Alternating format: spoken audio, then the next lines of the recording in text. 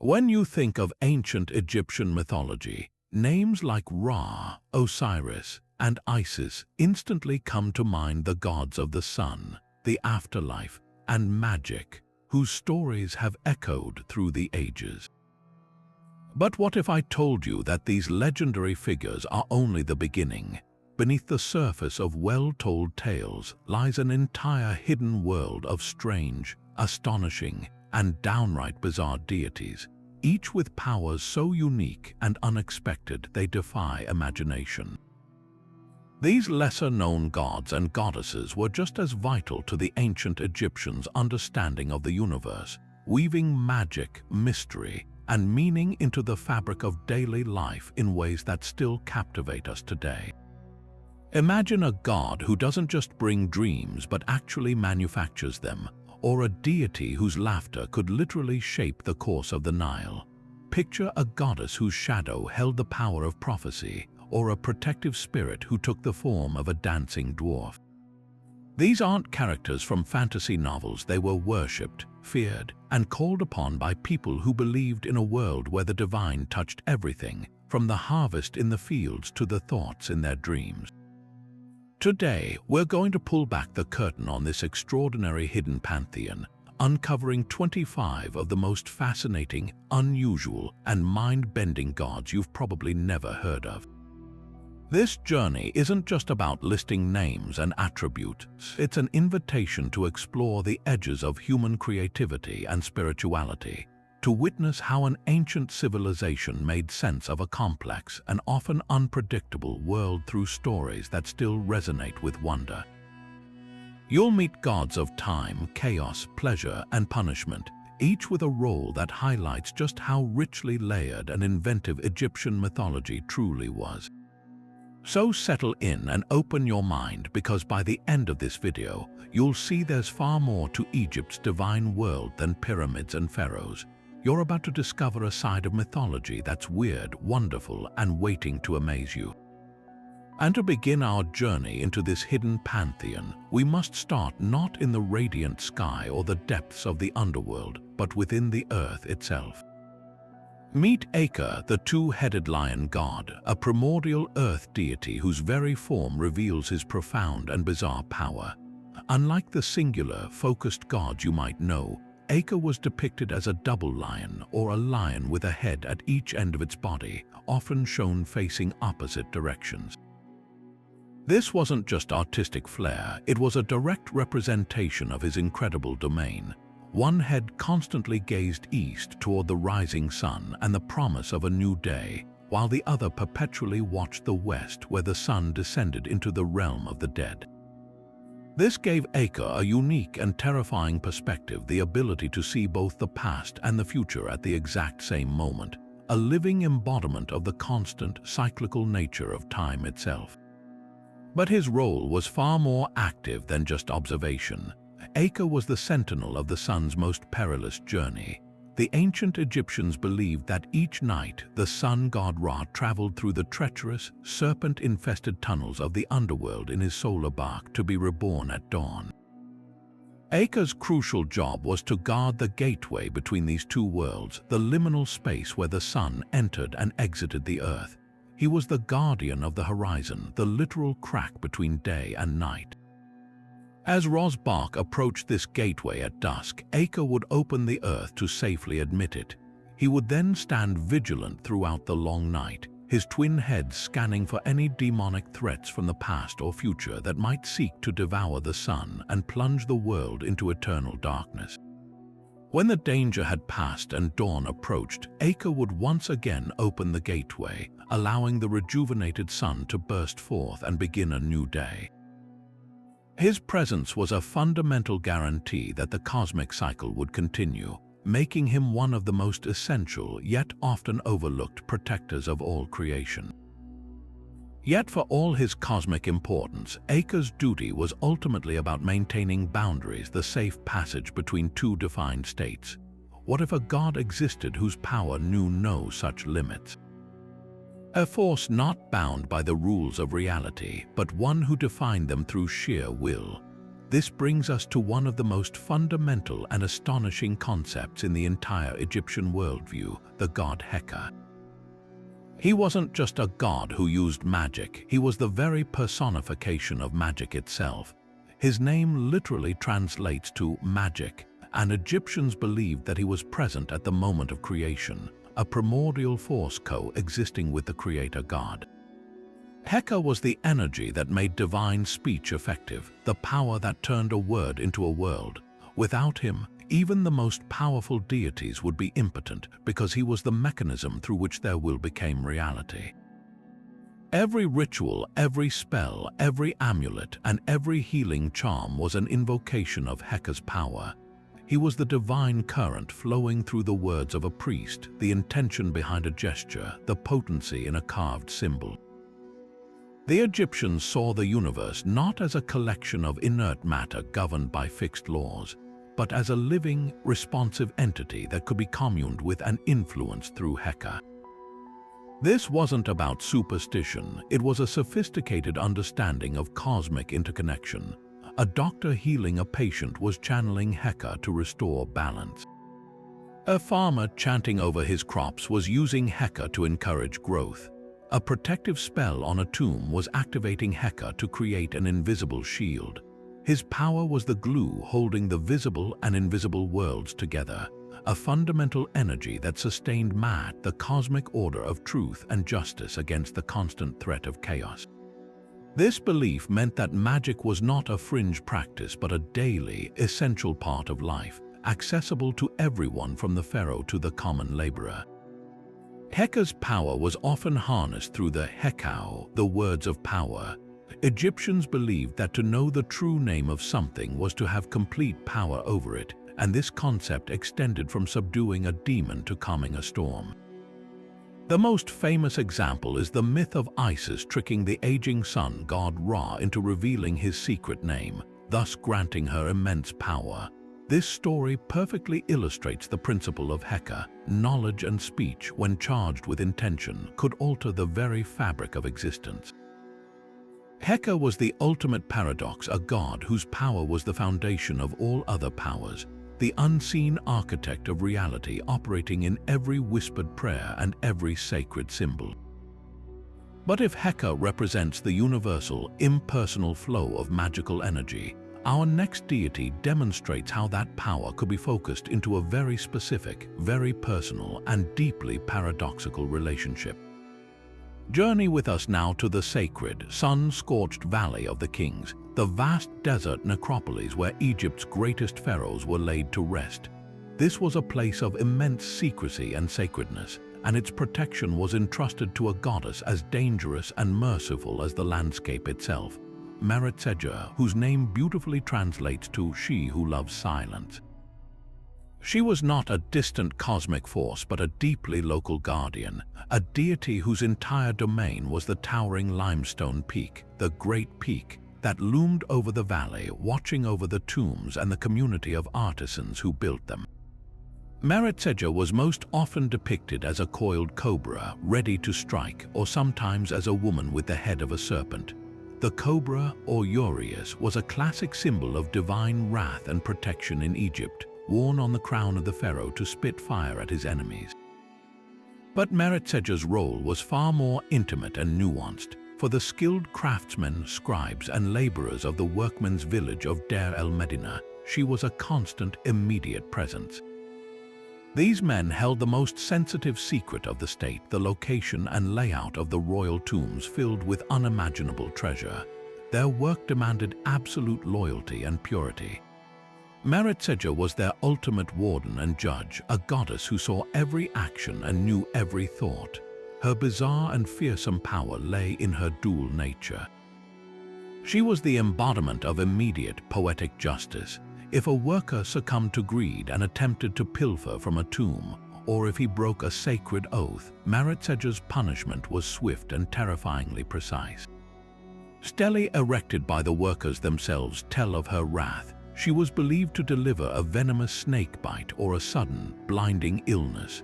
The punishment always fit the crime, a direct consequence of violating the sacred silence and trust of the valley. A thief might be struck blind so he could never again lay eyes on the gold he coveted. Yet, in a stunning twist, she was also the sole source of healing and mercy. If the wrongdoer truly repented and called out to her in genuine remorse, she who loves silence would listen. The same power that delivered the affliction could also take it away. A prayer, a confession, and an offering could persuade her to withdraw the venom and restore the sinner to health.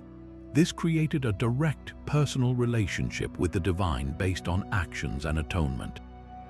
She wasn't a god to be worshipped from afar in a grand temple. Her shrine was the mountain itself, and her justice was a personal transaction. She taught that divine power was not just about punishment, but about the possibility of redemption, making her one of the most psychologically complex and humanly relatable figures in the entire pantheon. She was the terrifying protector who could also become a compassionate healer, a reminder that even in a place of death and secrets, mercy could be found. From the silent, watchful justice of Meskhenet, we move to a deity whose protective power was far more active and personal, a being who could literally wrap himself around the pharaoh as a living shield. Enter Nehebkau, the primordial snake god, a figure of such immense and strange power that he was said to have existed before the world itself was even formed. While Meskhenet was a cobra guardian of a specific place, Nehebkau was a mobile, personal bodyguard of cosmic significance, often described as the Ka of the gods, the vital life force that energized the entire pantheon. His very essence was protection, and his methods were as bizarre as they were effective. Nehebkau's most striking feature was his radical ability to shapeshift at will.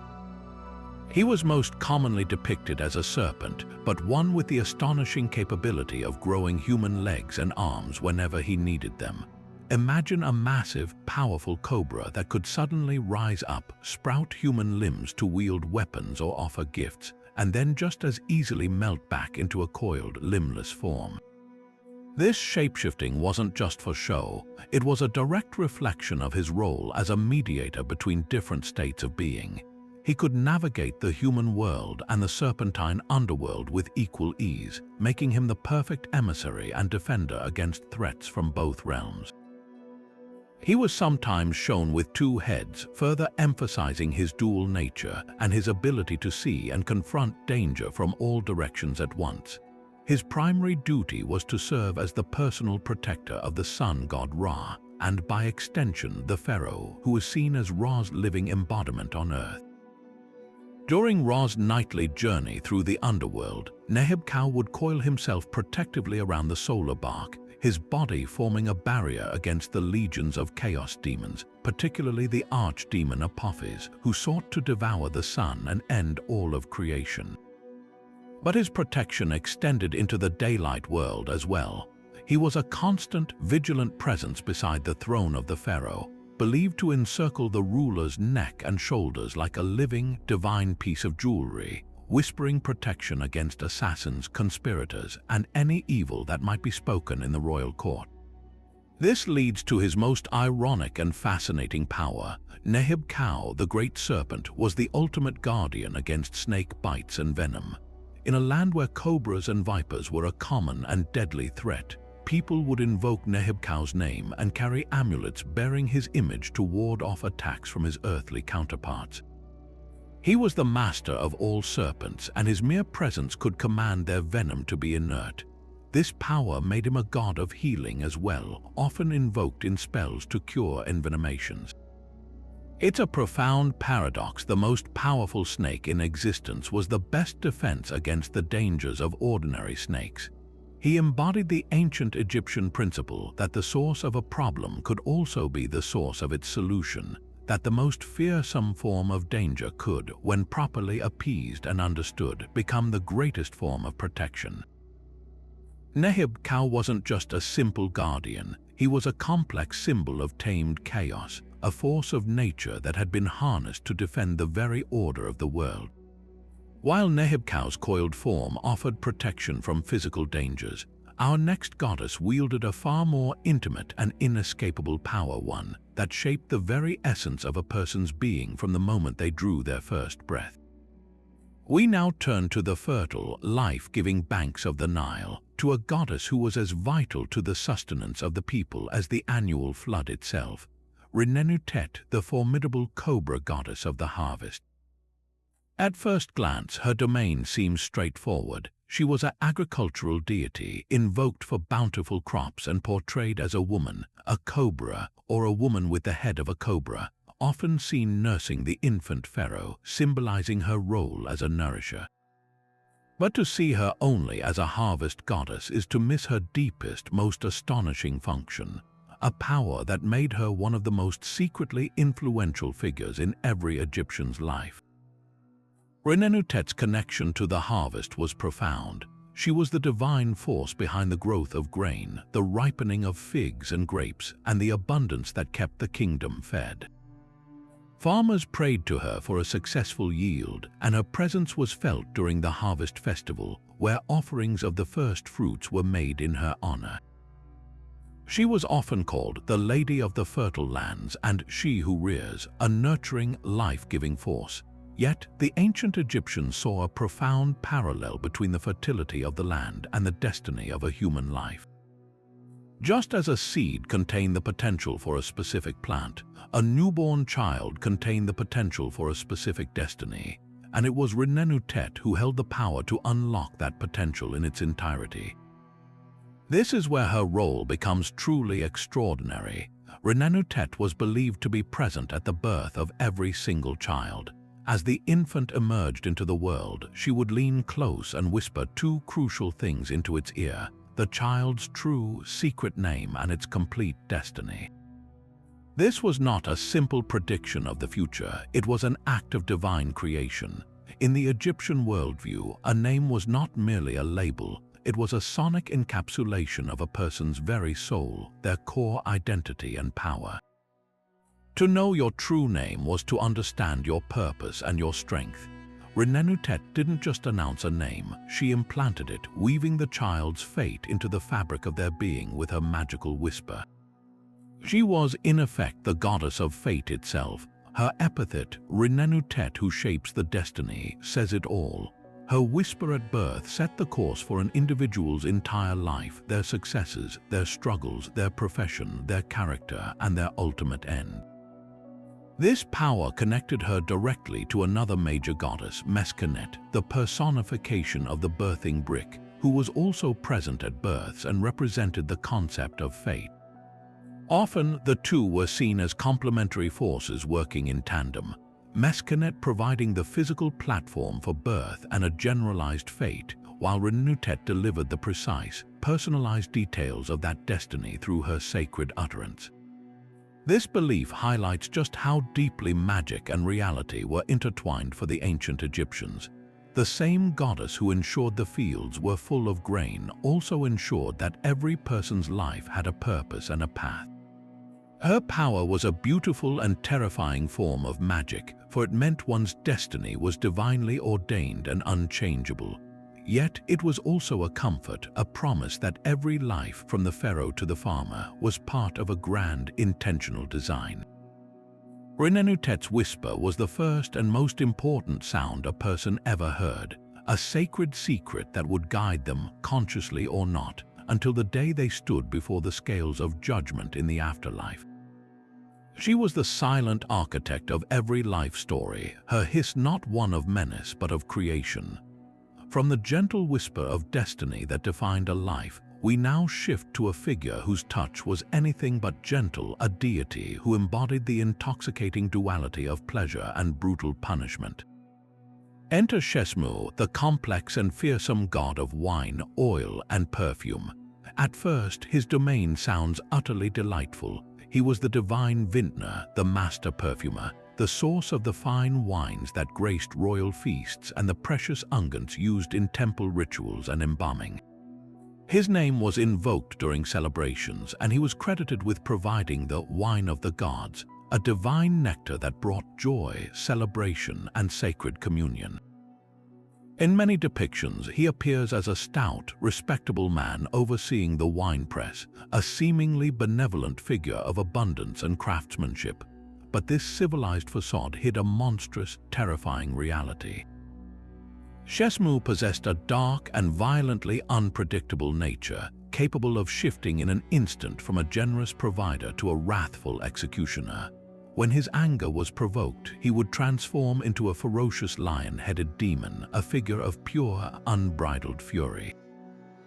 In this bestial form, his association with the winepress took on a horrifyingly literal and gruesome meaning. The ancient Egyptians believed that Shesmu hunted down sinners, the enemies of Maat, and the damned souls condemned in the afterlife.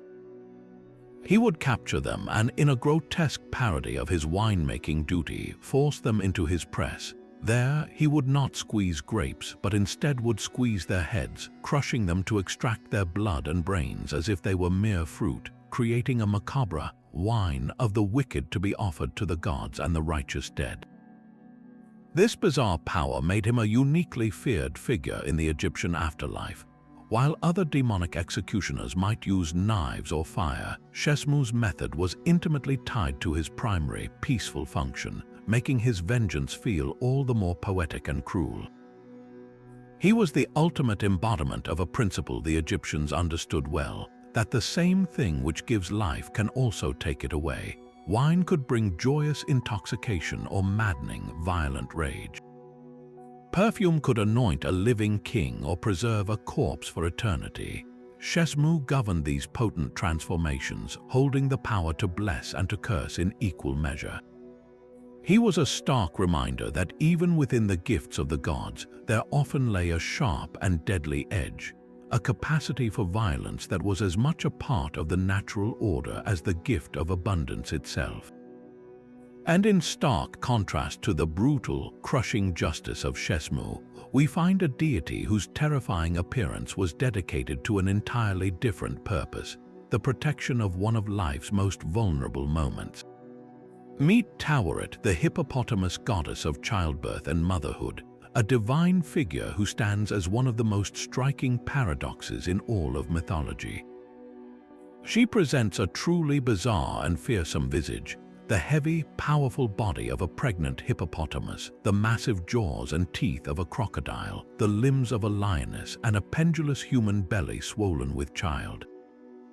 Often, she would stand upright on her lioness legs, holding magical protective knives or the hieroglyph for protection, the Sa symbol. To the modern eye, she might look like a monster from a nightmare, but to an ancient Egyptian woman in labor, Taweret's image was a beacon of safety and hope.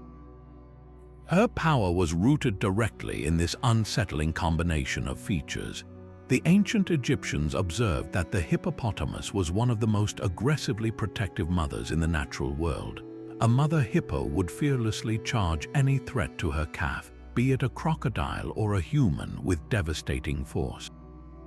They channeled this raw, ferocious maternal energy into Taweret's divine role. However, the hippo itself was also a dangerous and chaotic creature, associated with the villainous god Seth, who took hippo form to attack his nephew Horus. Taweret represented the taming of this chaotic, destructive power and redirecting it toward a protective, life-affirming purpose. Her crocodile jaws and leonine claws weren't for attack. They were a divine deterrent, a frightening display designed to scare away the legions of evil spirits, particularly the demoness Lamashtu, who were believed to prey upon newborn infants and their mothers during the perilous hours of childbirth. This belief made her a constant presence in the home.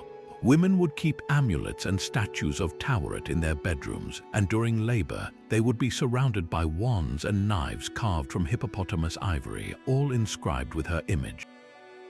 The logic was one of sympathetic magic. By invoking the ultimate protective mother, whose frightening appearance could ward off any evil, the mother to be created a sacred, safe space for her delivery. Taweret didn't just use weapons, her entire being was the weapon.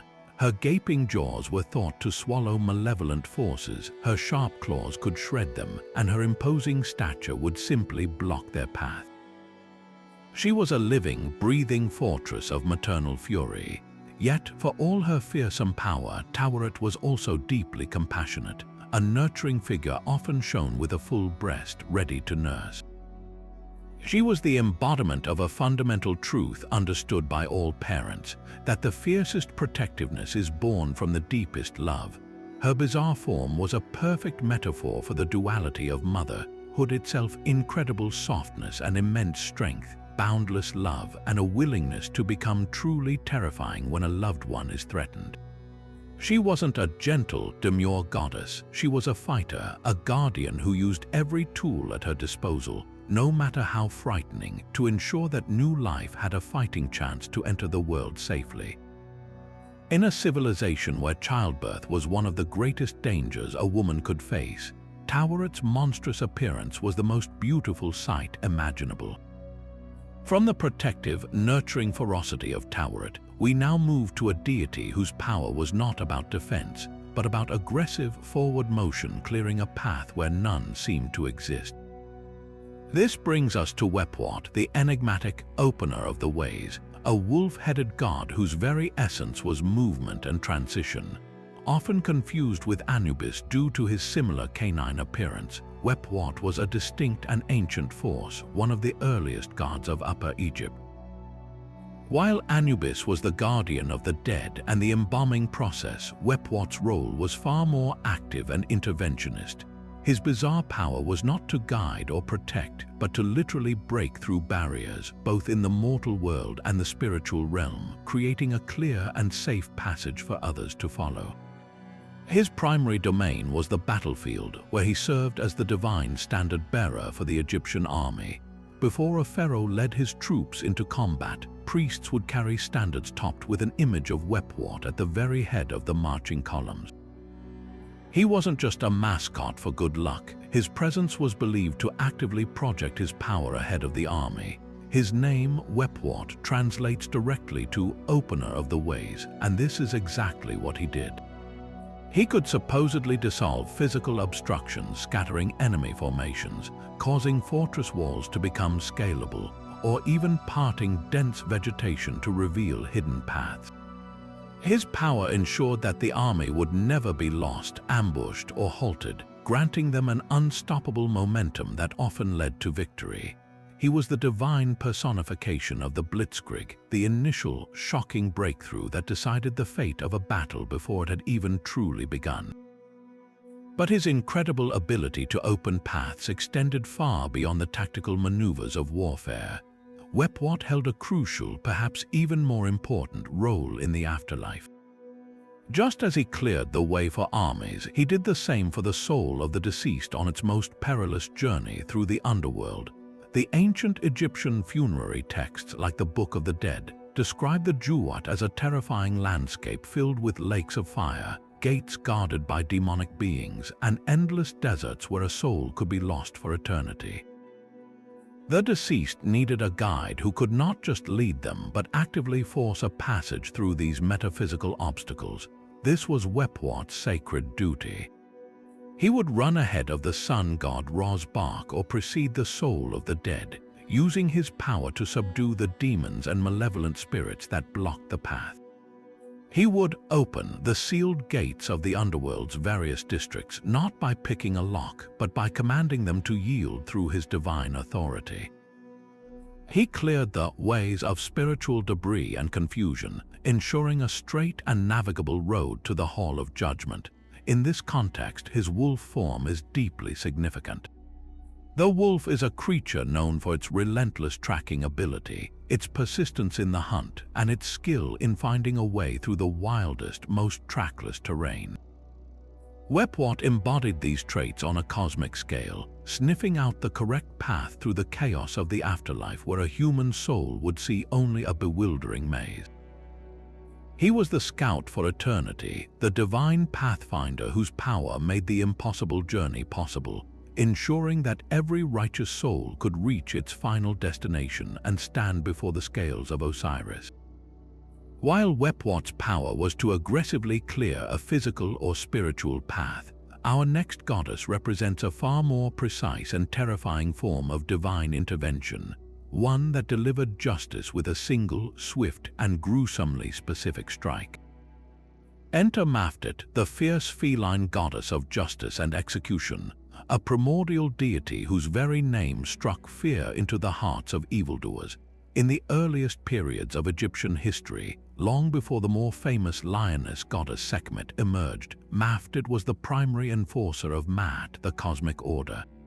She was depicted not as a soft domestic cat, but as a fierce wild feline, a cheetah, a lynx, or a mongoose, often shown with her claws bared and her body coiled, ready to spring into action at a moment's notice.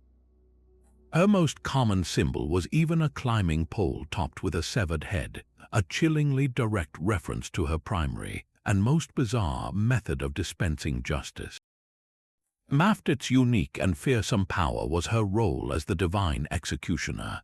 When a person, particularly a high-ranking official or a royal, committed a grave sin against Maat, such as treason, blasphemy, or murder, they were not just breaking human law but threatening the very stability of the universe. For such a crime, a standard execution was not enough. It required a divine act to restore balance. This is where Maftit's terrifying specialty came into play. She was believed to descend swiftly upon the condemned, and with her incredibly sharp claws, she would cleanly decapitate the wrongdoer in a single, mercifully quick motion. This wasn't a messy, vengeful act of brutality. It was a surgical, almost ritualistic severing of the source of corruption from the body of the community. The act was so potent that it was also believed to destroy the sinner's chance at an afterlife, completely obliterating their existence as the ultimate punishment for threatening cosmic harmony. But her role wasn't solely about punishment. Maftit's fierce nature made her one of the most potent protectors in the daily lives of ordinary Egyptians. In a land where venomous snakes and scorpions were a constant, deadly threat in the home and the fields, people invoked Maftit's name and her image for safety. Amulets and carvings of the feline goddess were incredibly popular, believed to ward off these creeping dangers. The logic was beautifully direct. Just as she could swiftly decapitate a human-sized enemy of order, she could just as easily crush the head of a scorpion or a snake with her powerful jaws and claws. She was the divine pest control, a goddess you would call upon to clear your house of both literal and metaphorical venom. Her power was so associated with this protection that she was often called the Lady of the House of Life, a title linking her to the sacred libraries and scriptoriums where magical texts were kept, ensuring those vital centers of knowledge were safe from both physical pests and the spiritual poison of chaos. Maftit represents a fascinating early evolution in Egyptian theology, embodying a principle that would remain central, that the force which punishes evil is the same force that protects the innocent. Her swift, decisive violence was not seen as cruel but as necessary and purifying, a guarantee that order would always triumph over chaos. She was the sharp claw of justice, ensuring that no threat, whether a treasonous courtier or a deadly scorpion lurking in the grain, could ever operate with impunity. After the sharp, decisive justice of Maftit, we find ourselves in a realm of pure, unadulterated joy, welcomed by the sound of gentle rattling and the laughter of a child. Meet Ihi, the beautiful and joyous child god of music, whose very presence was a celebration of sound and happiness.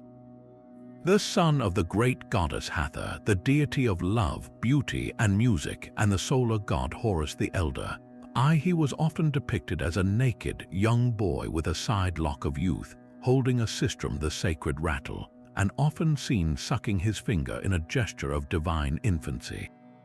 While many Egyptian gods embodied power, protection, or judgment, Ihi's domain was uniquely focused on the ecstatic power of rhythm and melody, and his bizarre ability was to use music as a tangible, divine force to influence the cosmos and soothe the tempers of even the most powerful deities.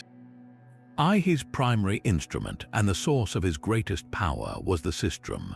This was no ordinary noisemaker. It was a deeply sacred object, a ceremonial rattle with metal discs that slid on loops or crossbars, creating a shimmering, rustling sound when shaken.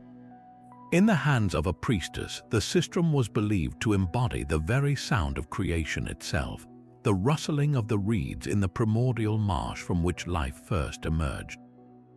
But in the hands of the child god Ihi, it became something far more potent. His playing was said to generate a form of divine harmony, a resonant frequency that could pacify chaos and restore balance. The most famous example of this power lies in the myth of the Eye of Ra. When the sun god Ra's daughter, the fierce lioness goddess Sekhmet, was unleashed upon humanity in a genocidal rage, she became uncontrollable, threatening to destroy all of creation. The gods were powerless to stop her. It was through music and dance that she was finally appeased. While his mother Hathor is often credited with leading the pacification, Ihi's role was providing the celestial soundtrack. The joyful, rhythmic shaking of his sistrum was believed to be the key that pierced her bloodlust, calming her furious heart and coaxing her back into her benevolent form as Hathor. Ihi's music didn't just entertain, it literally saved the world. This belief made him an essential part of temple ritual. Before any major ceremony could begin, priestesses would shake sistrums to invoke Ihi's presence to create a sacred and protected space through sound. His harmony was thought to drive away negative forces and attract positive, joyful energies, preparing the temple and its worshippers for communion with the gods. His power extended to the afterlife as well, where the blessed dead were promised an eternity of joy, feasting, and music under his benevolent guidance. To have Ihi present was to guarantee that a place, whether a temple on earth or a paradise in the next world, was filled with happiness and free from conflict.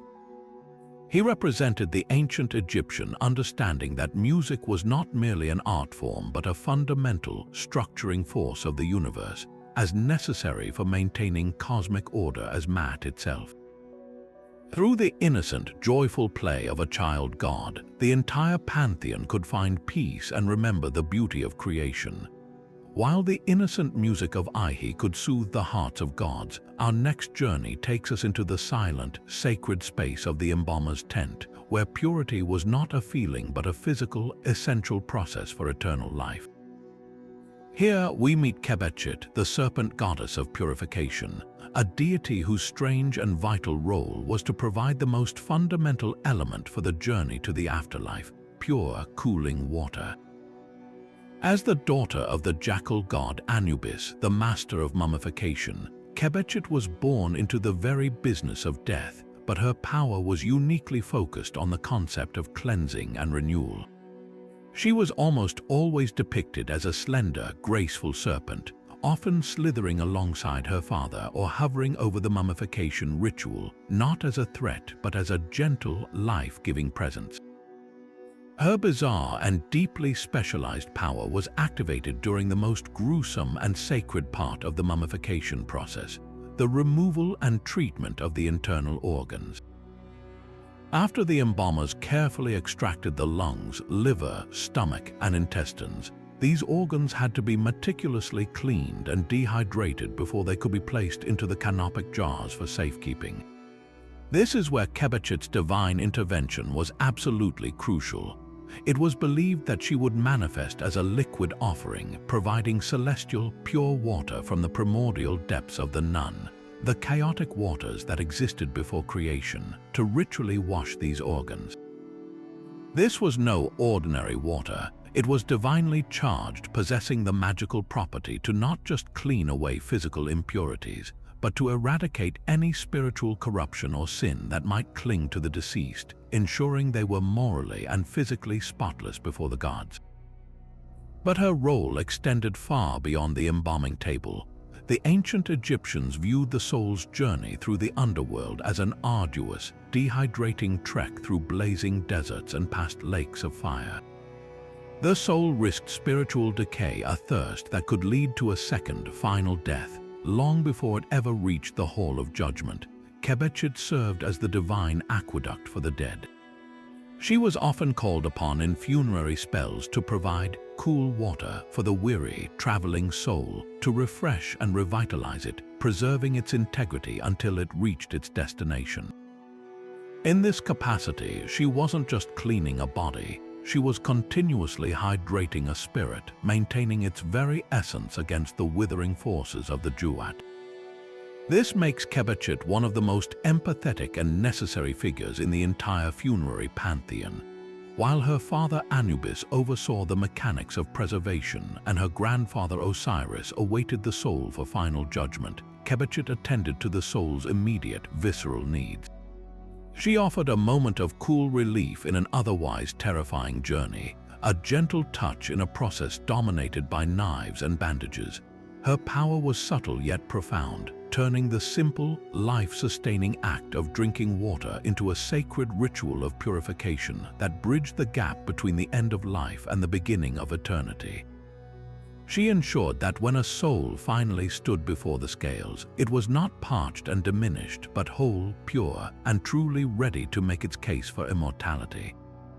But just as Khebetchit's pure waters cleansed the physical form for its journey, another goddess stood guard over the very vessels that contain the soul's most vital components, wielding a power born from one of the ancient world's most feared creatures. Now we encounter Serket, the magnificent and terrifying scorpion goddess, a deity whose very existence was a profound paradox. She was the master of one of nature's most potent and deadly forces, venom, and her bizarre, awe-inspiring power was the ability to command both the poison and its cure with absolute authority. Unlike other gods who might simply ward off danger, Serket engaged with it directly, holding the power of life and death in a delicate, divine balance. Serket, whose name means "she who tightens the throat," a chillingly direct reference to the suffocating effects of a scorpion's sting, was most often depicted as a beautiful woman with a graceful, poised scorpion resting on her head. This was no monstrous fusion. The scorpion was her crown, her companion, and the symbol of her immense power. This elegant imagery was crucial, for it communicated that she was not a personification of the creature's mindless aggression, but its intelligent, benevolent ruler. She did not merely protect people from scorpions, she commanded all scorpions and the very concept of venom itself. To be stung was not an accident of nature, but a direct act of Serket's will, a divine punishment for those who had transgressed. Conversely, to be saved from a sting or to be healed from one was a gift of her profound mercy. She was the ultimate embodiment of the healer who must first understand the disease in its entirety, the only one who could neutralize a poison because she alone truly understood its essence. This control over venom made her one of the most sought-after deities for healing. Physicians and magician priests would invoke her name in spells and rituals designed to cure envenomations, calling upon her to unbite the bite, to draw the poison out as easily as she could put it in. Her power, however, extended far beyond the clinical. In a world without modern medicine, a scorpion sting in the wrong place could be a death sentence, and the fear was ever present. Amulets and small statues of Serket were common in households, particularly those with children, serving as a constant prayer for her protection. She offered a sense of control in a chaotic and dangerous world, a promise that even the most insidious of natural threats could be mastered by divine will. Her most critical and enduring role, however, was not in the homes of the living but in the stillness of the tomb. Just as she could control a physical poison, she was believed to neutralize the spiritual venom of decay and evil that threatened the sanctity of the dead. This is why Serket was chosen as one of the 4 powerful goddesses tasked with protecting the canopic jars, the containers that held the deceased's preserved internal organs. Specifically, she was the guardian of the jar that held the intestines, a visceral and vital part of the body. Alongside Isis, Nephthys, and Neith, she stood at a cardinal point around the sarcophagus, her arms outstretched in a gesture of protection, using her authority over all poisons to create an invisible, impenetrable shield around these sacred vessels. She ensured that no corrupting influence, no demonic force, and no spiritual decay could envenom the body and prevent its successful rebirth into the afterlife. In this sacred duty, the scorpion goddess who could tighten throats became the great protector who ensured the breath of eternal life would one day flow freely again.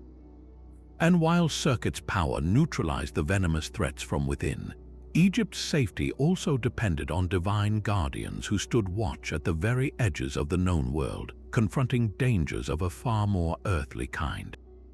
Now we venture away from the life-giving Nile and into the vast, inhospitable expanse that formed the empire's first line of defense. This brings us to Ra, the rugged god of the western deserts, a deity whose entire being was shaped by the harsh, beautiful, and terrifying landscape he personified. To the ancient Egyptians, the desert was not an empty wasteland. It was a powerful, animate force, a realm of chaos that constantly threatened to encroach upon the fertile, ordered black land of Kemet. And Ra was the wild spirit of that place, a god whose bizarre appearance and formidable power were dedicated to a single, vital purpose: protecting Egypt's vulnerable western flank from the chaos that lay beyond. Ra's physical depiction is instantly recognizable and deeply symbolic.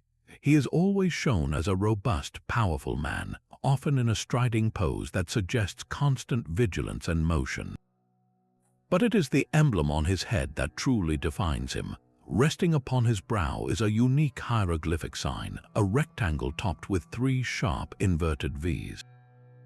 This is the ideogram for desert or foreign land, specifically representing the arid, hilly terrain of Libya to Egypt's west. This wasn't just a crown, it was a part of his essence. He didn't just rule the desert, he was the desert in divine form.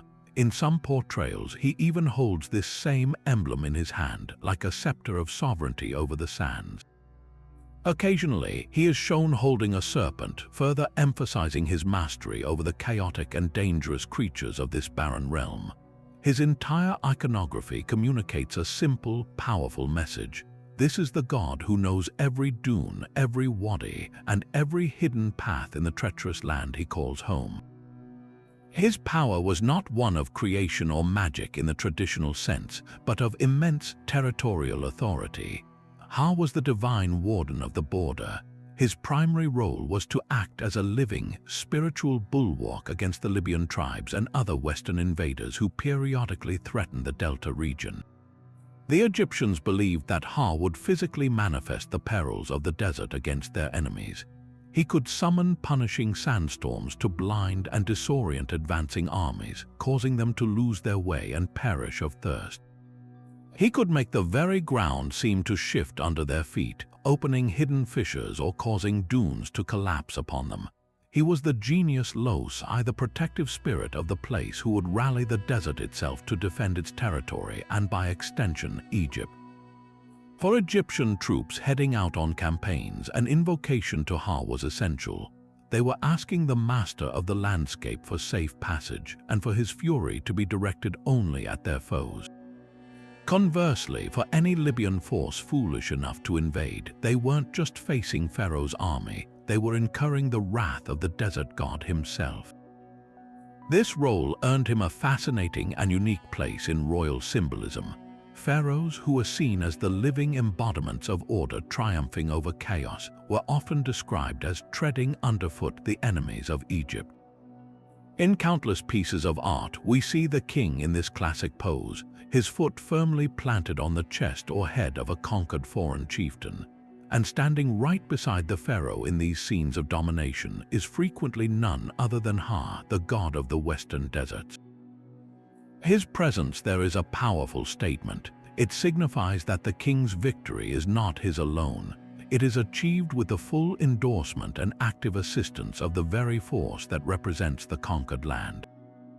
Ra's appearance in these contexts tells us that the desert itself acknowledges Pharaoh's authority and has willingly submitted to his rule.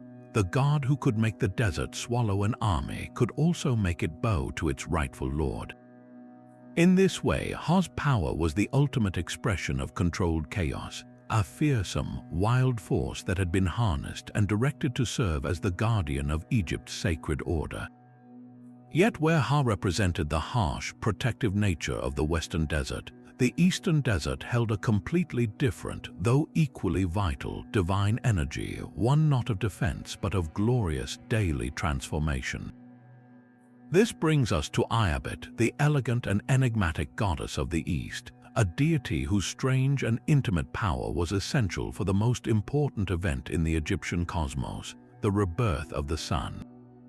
While Ha wore the symbol of the arid hills upon his head, Iabit was often depicted as a woman who was, in a sense, the land itself. She would frequently be shown lying on her side, her body forming the eastern horizon, a living mountain from which the sun would emerge. Her name itself is deeply significant, meaning the East or the Fresh One, directly linking her to concepts of renewal, dawn, and pristine beginnings. Iabit's most astonishing and bizarre role was to serve as the divine purifier for the sun god Ra himself. The ancient Egyptians envisioned the sun's journey as a continuous cycle of aging, death, and rebirth. Each evening, as the sun set in the west, it was an old, weary Ra entering the underworld to face the perils of the night. But each morning, he needed to be born again, not as an elderly god, but as the youthful, vigorous solar deity Khepri, the scarab beetle who pushes the sun disk into the sky. This miraculous rejuvenation didn't happen by itself. It required a specific, powerful ritual of purification, and that was Iabit's sacred duty. As Ra completed his journey through the underworld and approached the eastern horizon, Iabit would receive him. She was believed to perform a sacred ablution, washing the sun god clean of the filth and decay he had accumulated during his nightly voyage through the realm of the dead. She purified him not with ordinary water, but with the life-giving dew of the dawn, a celestial moisture that held the very essence of new beginnings. This act of divine cleansing was so profound that it was mirrored in the responsibilities of the living. Iabit was closely associated with the ritual of the opening of the mouth, a ceremony performed on statues of the gods and on mummies to restore their senses and vitality. Just as she opened the mouth of the sun each dawn, allowing him to speak and shine with renewed strength, priests invoked her power to symbolically open the mouths of the deceased, enabling them to breathe, eat, and speak in the afterlife. She was the force that made things functionally new again. Furthermore, her connection to the East linked her directly to the exotic lands of Punt and Arabia, the source of the most precious incense and unguents used in Egyptian temples. The smoke of this incense, rising to the heavens at dawn, was seen as a physical manifestation of Iabit's own purifying breath, cleansing the temple and carrying prayers upward. Iabit's power, therefore, was the power of the clean slate. She didn't just represent the dawn, she was the active agent that made the dawn possible, scrubbing away the spiritual grime of the past night and preparing the world for a pristine new day. In a civilization that lived by the relentless, predictable cycles of the sun and the Nile, her role provided a profound sense of hope and stability. No matter what darkness or turmoil had occurred the day before, the people knew that Iabit was waiting in the east, ready to wash it all away and grant the sun, and by extension all of Egypt, a fresh start. She was the promise that renewal was not just a concept, but a daily divine certainty. Though we have already explored the silent, watchful justice of Meretseger, her role as a guardian becomes even more fascinating when paired with another powerful goddess who watched over a different kind of sacred space. To understand the full scope of divine protection in ancient Egypt, we must travel from the silent, tomb-filled valley to the roaring, life-giving source of the Nile itself, to meet Anuket, the gazelle-headed goddess of the river's cataracts. Where Meretseger was a localized, intimate judge, Anuket's domain was vast, wild, and fundamental to the survival of the entire civilization. Her bizarre power was not over justice, but over the very flow of the water that was Egypt's lifeline, and her unique form as a swift, graceful gazelle or a woman crowned with elaborate ostrich feathers reveals her incredible, dynamic nature. Anuket's name likely means the clasper or the embracer, a beautiful and fitting title for the goddess who was believed to hold the Nile River in her divine grasp. Her primary cult center was on the island of Elephantine at Aswan, the traditional source of the Nile and the site of the river's first cataract, a chaotic, turbulent stretch of whitewater rapids and rocky islands. This was not the calm, predictable river that flowed through the farmlands to the north. This was the Nile in its raw, untamed, powerful state. Anukit was the spirit of this awesome force. As the gazelle goddess, she embodied the incredible speed, agility, and grace needed to navigate these dangerous waters. The gazelle is an animal built for the arid landscapes and rugged terrain of Upper Egypt and Nubia, and by taking its form, Anukit declared herself the mistress of this entire southern realm. Her elaborate feather crown, made from ostrich plumes, further connected her to the exotic lands south of Egypt, symbolizing her control over the distant, mysterious sources of the river that the Egyptians themselves could never fully explore. Her most vital and bizarre power was her absolute command over the Nile's inundation. The annual flood was the single most important event in the Egyptian calendar, a natural miracle that deposited the rich, black silt onto the farmlands, enabling the harvest that fed the nation. If the flood was too low, famine would grip the land. If it was too high, it could wash away entire villages. The people believed Anukit resided within the cataract's churning waters, and it was her will that regulated the river's flow. During the dry season, she was thought to hold the waters back, conserving their power. Then, as the inundation began, she would release her embrace, allowing the torrent to surge northward, bringing life to the waiting fields. Priests and pharaohs would make lavish offerings to her, begging her to provide the perfect, balanced flood. In this role, she was part of the great Elephantine triad alongside the creator god Shesmu, who fashioned humans on his potter's wheel, and the fertility goddess Satis. While Shesmu created life and Satis provided the purifying waters, Anukit was the deliverer, the powerful force that channeled that life-giving energy throughout the land. This control over the river's flow also granted her a fierce protective role, similar to yet distinct from Meretseger's. The cataracts at Aswan formed a natural, turbulent border between Egypt and Nubia. For any army attempting to invade from the south, navigating these rapids was a nightmarish challenge. The Egyptians believed that Anukit could actively defend this border. She could, at will, intensify the cataracts, making the waters boil even more violently, smashing invading vessels against the hidden rocks. She could summon winds to push enemy ships off course or create whirlpools to drag them down into the depths. She was a living, breathing part of Egypt's southern defenses, a geographical guardian who used the terrain itself as her weapon. In times of peace, she was also the protector of river travelers and traders, her gazelle-like agility allowing her to leap from rock to rock, guiding boats safely through the most perilous passages. She offered safe passage to those who respected her domain and swift, watery justice to those who did not. Together, Meretseger and Anukit represent the two faces of divine guardianship in ancient Egypt.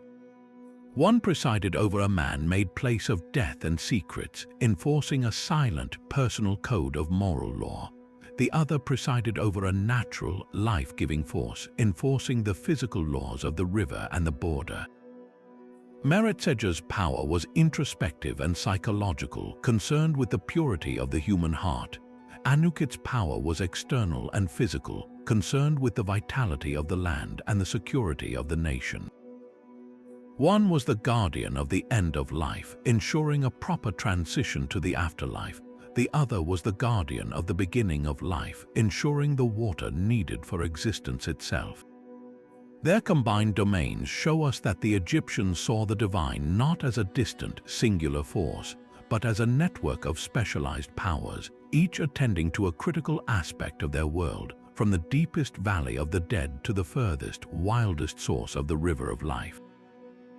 From the flowing, life-giving waters protected by Anukit, we now turn to the very sustenance that water made possible, arriving at the heart of the ancient Egyptian diet and the god who personified it. This is Nepa, the divine embodiment of grain itself, a deity whose bizarre and vital power was to physically manifest as the most fundamental source of life and, in a shocking paradox, to also represent its necessary end. In a civilization built upon the cultivation of emmer wheat and barley, Nepa was not an abstract concept. He was the sacred force present in every stalk, every harvested sheaf, and every loaf of bread that fed the nation from the pharaoh down to the humblest laborer. His very existence was a profound lesson in the cyclical nature of the universe, where life, death, and rebirth were inextricably linked in a single, continuous process. Nepa's appearance was a direct and literal reflection of his nature, making him one of the most visually striking gods in the entire pantheon. He was depicted as a man whose entire body was covered in, and seemingly made of, wheat plants. Ripe grain stalks sprouted from his head, his arms, and his torso, while his skin was often painted with the speckled pattern of individual grains. He was sometimes shown with his body stained red, a chilling reference to the blood-like red beer that was also a staple of the Egyptian diet and a product of the grain he represented. This was not a god who simply held a symbol of his power. His physical form was the power. He was a living, breathing field, a walking harvest, a constant reminder that the divine was not separate from the natural world but was woven directly into its fabric. To look upon Nepa was to see the source of your daily bread given human-like form, a miraculous fusion of the celestial and the earthly. His primary and most celebrated power was the ability to ensure agricultural abundance. Farmers and overseers would invoke his name and make offerings to him throughout the growing season, praying for his benevolent influence to produce a bountiful yield. They believed that Nepa's spirit inhabited the fields, causing the seeds to germinate, the stalks to grow tall and strong, and the heads of grain to swell with plump, nourishing kernels. A successful harvest was seen as a direct gift from Nepa, a sign of his favor and a testament to the power of Mat, the cosmic order holding back the chaos of famine and drought. He was the divine partner to the human labor of planting and reaping, the unseen force that multiplied their efforts 1,000-fold and turned their work into the miracle of sustenance. In this capacity, he was a god of life and prosperity, celebrated in festivals and thanked for the abundance that kept the kingdom stable and its people fed. But Nepa's power held a deep, necessary, and brutal duality. The very act of harvesting, which brought life to the community, required the death of the grain. The scythe that cut the stalk was, in a very real sense, a weapon that killed the plant to release its nourishing potential. This is where Nepa's role becomes truly profound and philosophically complex. He did not just represent the living, growing grain, he also personified the harvested, threshed, and ultimately consumed grain. He was the god of this sacred sacrifice. The Egyptians saw a direct parallel between the cycle of the grain and the cycle of the human soul. Just as the grain had to die to become bread that gave life to people, so too did humans have to die to be reborn into a new, eternal life in the hereafter. Nepa was the divine blueprint for this entire process. This belief deeply intertwined him with the myth of Osiris, the god of the afterlife who was also a vegetation deity. Osiris was famously murdered and dismembered by his brother Seth, and his resurrection was linked to the sprouting of new plant life from the earth. Nepa was often seen as a specific manifestation of this Osirian cycle. The cutting down of the grain was a reenactment of the death of Osiris, and the grinding of that grain into flour was akin to his dismemberment. But then, through the magic of baking, the flour was transformed into bread, a new form that sustained life. This mirrored the reassembly and resurrection of Osiris in the underworld. Therefore, every time an Egyptian ate a piece of bread, they were not just consuming calories, they were participating in a sacred ritual, ingesting a symbol of death and resurrection, and reaffirming their own hope for eternal life. Nepa's power was the quiet, constant magic of transformation, turning death into life, decay into nourishment, and a mortal end into an immortal beginning. He was the gentle, necessary god of the harvest who taught that from every ending comes a new and often greater beginning. But if Nepa's cycle teaches us that sacrifice leads to renewal, there is a force in the universe that insists some acts are so disruptive they demand a more direct and immediate answer. This brings us to a deity who embodies one of humanity's most primal and complex urges, the desire for vengeance. Meet Pet, the god of retribution, a divine figure whose very name means back of the heart, or that which is in the heart, capturing the deep, burning sense of injustice that cries out for redress. Unlike other gods of justice who focused on cosmic order or afterlife judgment, Pet's bizarre and terrifying power was intensely personal and mathematically precise. He was the divine enforcer of the principle of an eye for an eye, ensuring that every wrong committed would be met with a punishment that was its exact proportionate mirror, delivered either in this life or the next. Pet's role emerged from a very human need for fairness in a world where human justice systems could often fail. If a wealthy nobleman stole from a poor farmer, or if a corrupt official escaped punishment through bribery, it created a tear in the social and cosmic fabric.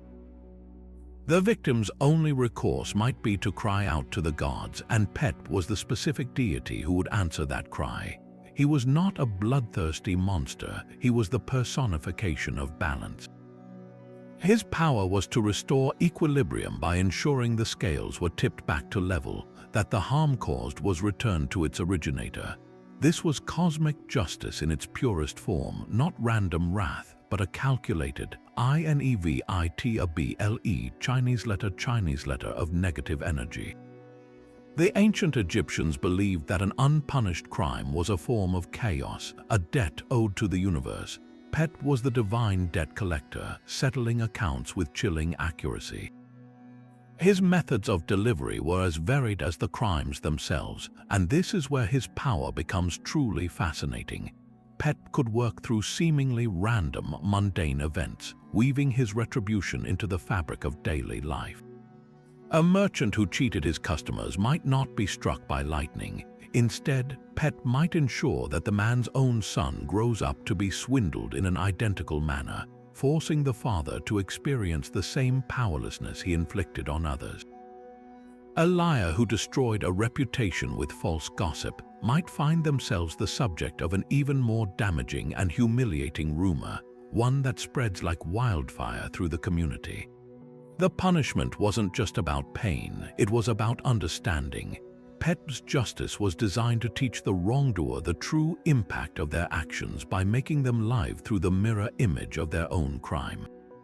This concept extended powerfully into the afterlife, where Pet's role dovetailed with the final judgment before Osiris. While Osiris judged the heart against the feather of Maat, Pet could be seen as the mechanism that ensured the consequences of a failed judgment were felt. If a soul was found to be heavy with sin and was subsequently devoured by the demon Ammit, that was the ultimate retribution. But even for those who passed the test and were admitted to the field of reeds, Pet's influence wasn't necessarily over. It was believed that he could ensure that any injustices a person had committed in life but had not atoned for would create karmic obstacles in the afterlife, perhaps limiting their joy or creating lingering strife until the cosmic balance was finally restored. His power was inescapable and operated across the boundary between life and death, a constant reminder that every action had an equal and opposite reaction in the moral universe. Pet was the embodiment of a profound and unsettling truth, that the universe itself has a long memory for wrongs, and eventually what goes around truly comes around. Yet while Pet ensured that cosmic debts were settled with mathematical precision, the source of all life and judgment in the Egyptian world flowed from a single, brilliant, and often terrifying celestial body, the sun. We have already spoken of Ra, the great sun god, but his power was so vast and multifaceted that it required another, often overlooked aspect to fully express its nature. This brings us to the magnificent and potent Reed toy, the female embodiment of the sun. Her very existence is a fascinating theological development, a divine doubling that allowed the Egyptians to explore a different, more intense dimension of solar power. While Ra represented the sun in its life-giving, sovereign glory, Toi embodied its raw, untamable energy, the scorching, desiccating heat that could both nurture and annihilate. Her name itself is a powerful clue to her unique identity. Reet is the feminine form of Ra, directly establishing her as the female sun. Toi means of the two lands, a title emphasizing her connection to the unified kingdom of Upper and Lower Egypt. So she is literally the female Ra of the two lands. She was not merely a consort or a passive reflection of the male god. She was a distinct manifestation of the sun's essence, one with her own specific and formidable powers. She was most often depicted as a woman wearing the sun disk headdress identical to Ra's, but often crowned with the Uriah serpent in its most aggressive, fire-spitting pose. This serpent was not just a symbol of royalty, it was a direct representation of the burning, destructive force she wielded. Toi's bizarre and vital power was her absolute command over the sun's thermal energy. She was the personification of the fierce, midday heat that beat down upon the desert. In this capacity, her influence was deeply paradoxical, a duality that defined the Egyptian experience of their environment. On one hand, this heat was essential for life. It warmed the soil, ripened the grains and fruits in the fields, and powered the cycle of evaporation and rainfall. The Egyptians understood that without the sun's warmth, the world would be a cold, dead place. Toi provided this necessary warmth, and in this benevolent aspect, she was invoked as a nurturing, life-sustaining force, a mother goddess whose embrace encouraged growth and abundance. However, the same force could quickly become an instrument of terrifying punishment. When the balance tipped, Toi's heat could transform from nurturer to executioner. The unforgiving desert sun could cause drought, withering crops and leading to famine. It could bring deadly heat stroke to those forced to labor under its glare. The Egyptians saw this not as a random natural disaster, but as the active wrath of Toi. She was believed to breathe her scorching breath upon the enemies of Egypt and upon those who transgressed against man. Her Uriah serpent became a weapon, spitting not venom but divine fire to incinerate evildoers. In this role, she was closely associated with the lioness goddess Sekhmet, the fierce protector who could unleash plague and destruction. In fact, Toi was sometimes seen as a more specific solar aspect of Sekhmet's fury, the celestial source of the punishing heat that Sekhmet would then manifest on earth. This dual nature made her worship a practice of careful balance and profound respect. During the hottest months of the year, priests might make offerings to appease her, to beseech her for moderation, and to thank her for her life-giving energy while pleading that she hold back her destructive potential. Her power was a constant reminder of the fine line the Egyptians walked. Their entire civilization depended on a natural force that was both the source of their prosperity and the agent of their potential ruin. Toi was the divine expression of that precarious reality, a goddess whose love could make the fields bloom, but whose anger could reduce them to ash. She was the intense, focused heat of the sun given a feminine face, a necessary and terrifying complement to the more universally celebrated Ra, completing the full, awesome picture of the star that ruled their world. And now we travel from the raw, untamed heat of the sun to the cool, life-giving source of the Nile, where we meet a goddess whose very being was forged in the rushing waters of the river's origin. This is Satis, the magnificent archer goddess, a deity whose bizarre and elegant power was to purify the world's most vital resource with the unerring flight of an arrow. While Anukit commanded the flow of the cataracts, Satis presided over the very essence of the water itself, and her unique appearance is a stunning blend of regal authority, wild nature, and deadly precision. She is instantly recognizable, depicted as a slender, powerful woman wearing the brilliant white crown of Upper Egypt, but from this crown erupt the long, elegant, curved horns of the antelope, a creature known for its incredible speed and grace. In her hands, she does not hold a scepter or an ankh, but a bow and a quiver full of arrows, forever poised to take aim. This striking fusion of symbols tells us everything we need to know about her. She is both the civilized queen of the south and the untamed huntress of the river's source, a divine paradox of nurturing and ferocity. Satis's primary domain was the annual inundation, the miracle of the Nile flood. Her cult center was on the island of Elephantine at Aswan, right at the first cataract, which the Egyptians believed was the literal wellspring of the river. Here, she was part of a powerful triad with the ram-headed creator god Khnum, who shaped humans on his potter's wheel, and Anuket, the deliverer of the waters. While Khnum created life and Anuket channeled it, Satis had the vital and bizarre role of purification.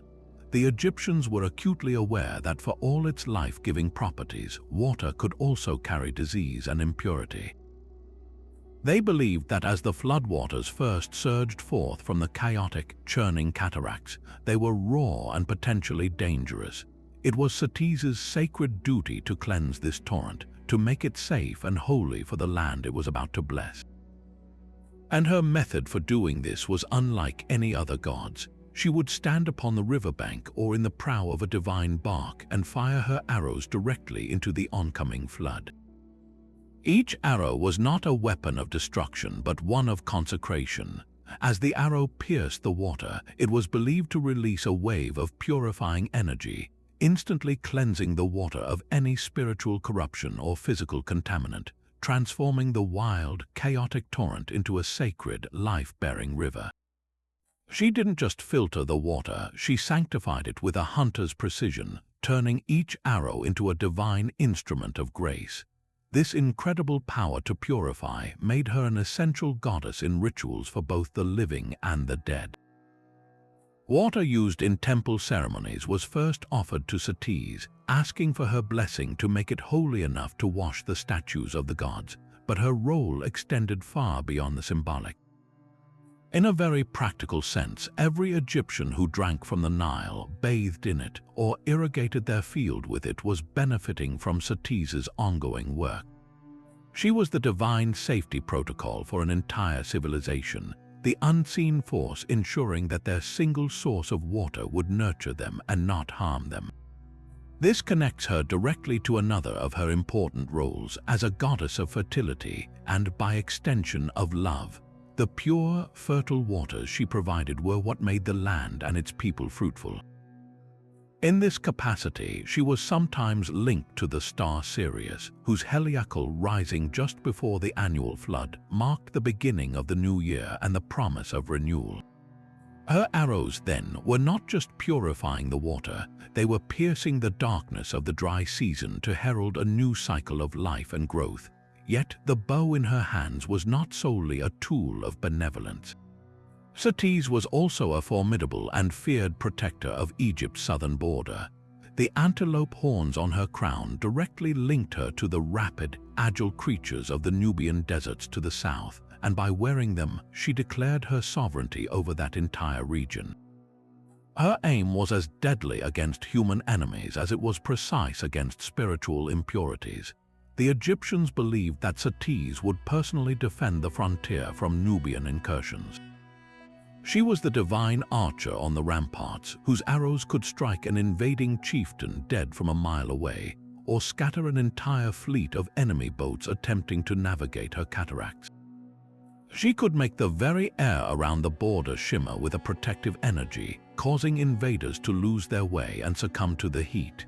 In this role, she was the fierce, uncompromising aspect of the Southern Triad, the warrior queen who guarded the sacred source of the Nile from any who would threaten it. Her power was a complete package. She provided the pure water that was Egypt's lifeblood, and she stood ready to spill the blood of any foreign army that dared to try and take it from them. Satis was the guardian of the source in every sense of the word, ensuring that the sacred wellspring of the nation remained both physically secure and spiritually pristine. And just as the precision of Satis's arrows purified the very waters of life, Our next pairing of gods reveals how the ancient Egyptians found richness and abundance in the most unexpected of places, transforming the harshness of the desert into a source of both survival and sublime luxury. We've already encountered the fearsome duality of Shesmu, the god of wine and perfume who could shift from divine vintner to monstrous executioner in the blink of an eye. But to fully grasp the significance of his gift, we must understand the context of its opposite, the stark, arid reality of the desert that surrounded the Nile Valley. This brings us to his fascinating counterpart, Ash, the god of the Libyan oasis, a deity whose bizarre power was to create islands of life in a sea of sand, making the impossible not only possible but prosperous. Ash was a god of the liminal spaces, ruling over the vast western deserts and the precious oases that dotted them like emeralds scattered on a blanket of gold. His depictions are wonderfully telling. He is shown as a strongly built man, often with the head of a hawk, but his most distinctive feature is the unique emblem he wears upon his head. It is not a crown from Egypt, but a representation of the land he personifies, the arid, hilly terrain of Libya, complete with the desert's signature vegetation. This immediately sets him apart as a god of a specific, foreign, yet vitally important territory. Ash's power was the miracle of the oasis itself. In a landscape defined by its utter lack of water, he commanded the hidden aquifers and secret springs that bubbled up from the deep earth, creating pockets of stunning fertility where date palms, fig trees, and grapevines could flourish against all odds. He was the divine guardian of these wastations, the protector of the caravans and traders who braved the deadly desert routes to bring their exotic wares to Egypt. Without Ash's benevolent influence, these journeys would be impossible, and the life-giving trade that connected Egypt to the wider world would simply cease to exist. Now consider the profound connection between Ash, the god of the desert's life-giving pockets, and Shesmu, the god of the luxurious products that could spring from them. While the lush Nile Valley produced its own wines, some of the most prized vintages and the finest grapes were cultivated in the western oases under Ash's domain. This creates a stunning divine partnership. Ash provides the improbable fertility, the water and the soil in the heart of the desert that allows the vines to grow. Shesmu then provides the knowledge and the power to transform those humble grapes into something transcendent, the complex, intoxicating, and sacred substance of wine. One god creates the raw potential for life in a place of death. The other god transforms that potential into an artifact of civilization, celebration, and ritual. Ash represents survival against the odds. Shesmu represents the luxury that makes survival worth celebrating. Together, they embody the complete cycle of abundance, from its most basic foundation to its most refined expression.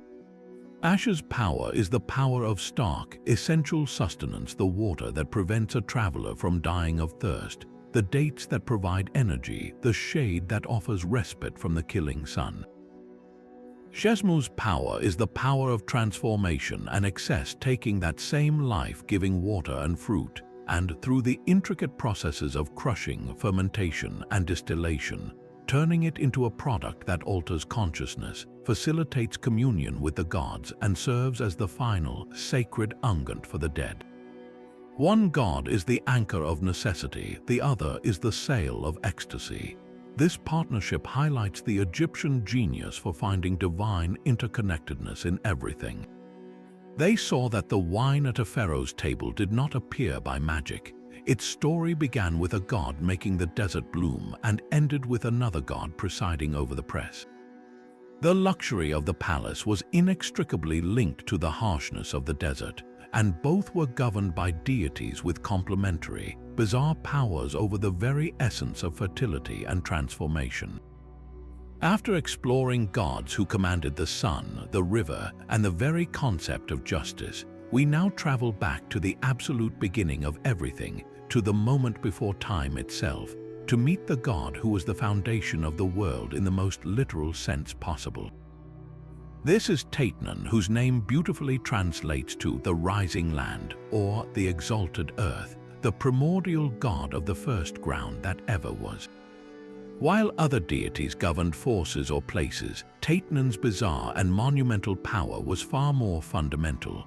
He was not merely a god of the earth, but the personification of the very first patch of solid ground to emerge from the limitless, dark waters of chaos at the dawn of creation.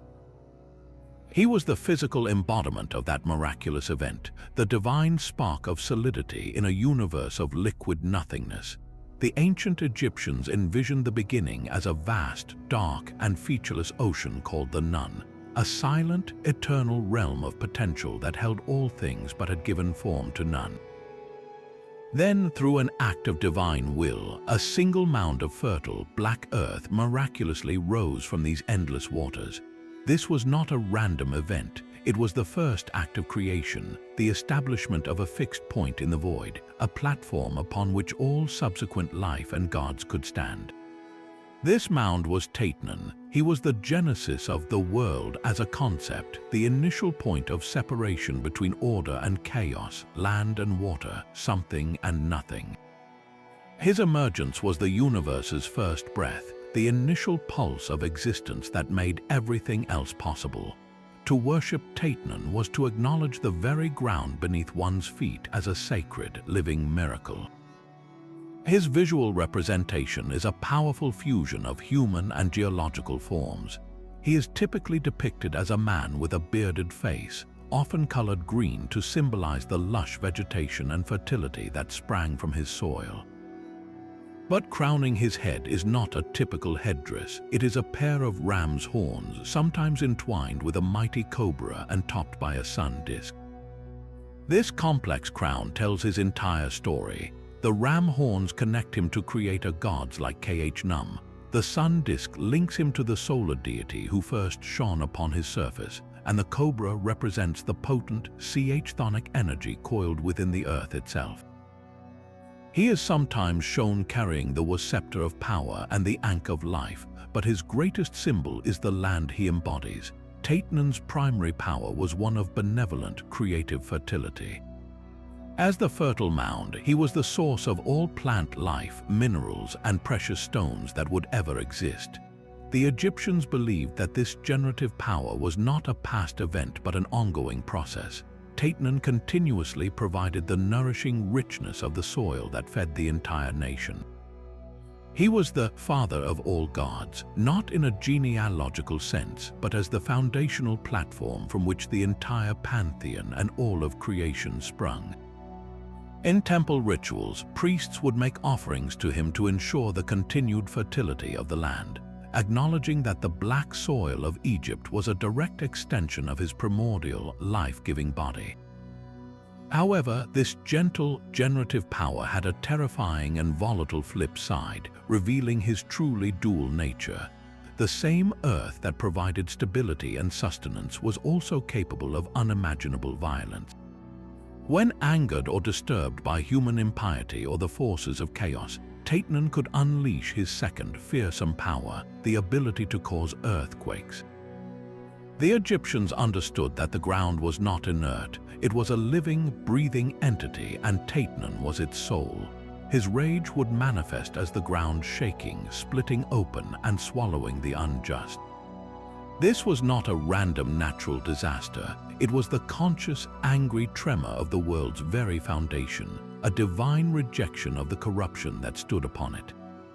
The god of the solid ground could, in an instant, make that ground treacherous and unstable, reminding humanity that their existence was permitted by his grace and could be revoked by his wrath.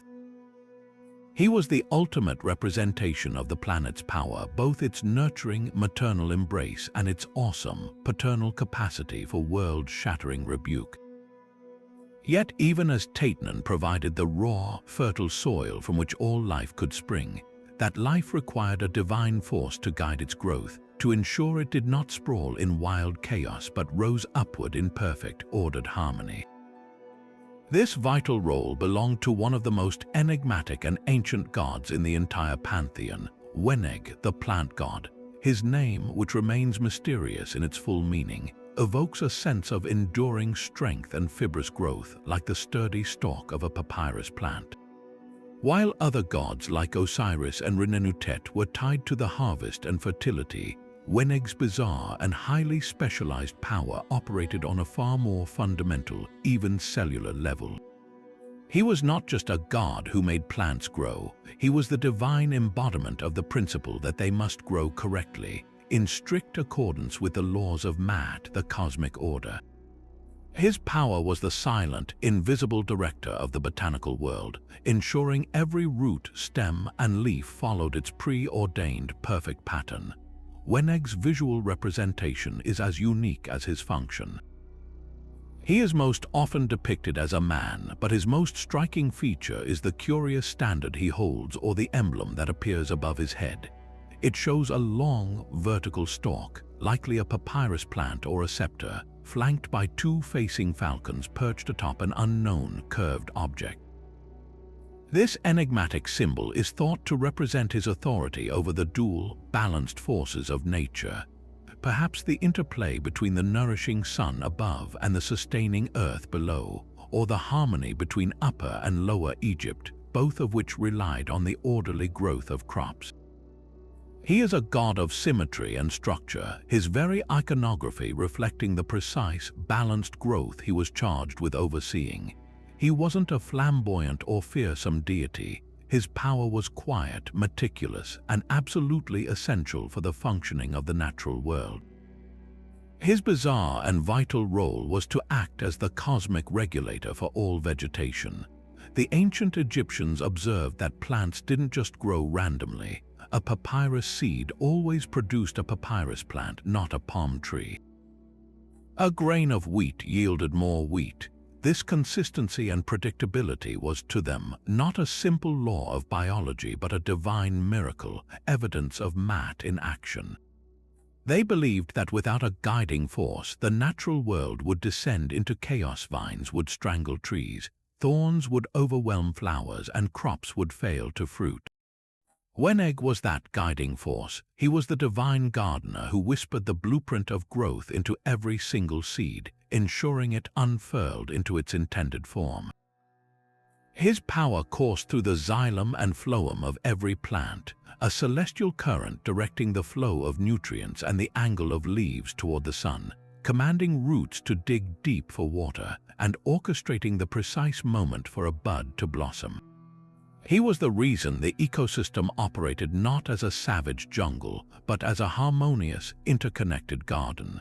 This made Weneg a crucial ally of the sun god Ra, and his role is beautifully detailed in the pyramid texts, some of the oldest religious writings in the world. In these spells, Weneg is described as a son of Ra, who helps the deceased king ascend to the sky. This connection is profoundly significant. Just as Weneg ensured the orderly growth of plants from the earth toward the sun, he also facilitated the soul's orderly ascent from the dark earth of the tomb toward the radiant, celestial realm of Ra. He was a god of vertical, ordered progression, whether for a climbing vine or a rising soul. His power provided the structural integrity for both the physical and spiritual journeys of life, a living ladder connecting the earthly to the divine. He ensured that growth, in all its forms, was always a movement toward light, order, and its predestined purpose, making him one of the most subtly powerful architects of the Egyptian cosmos.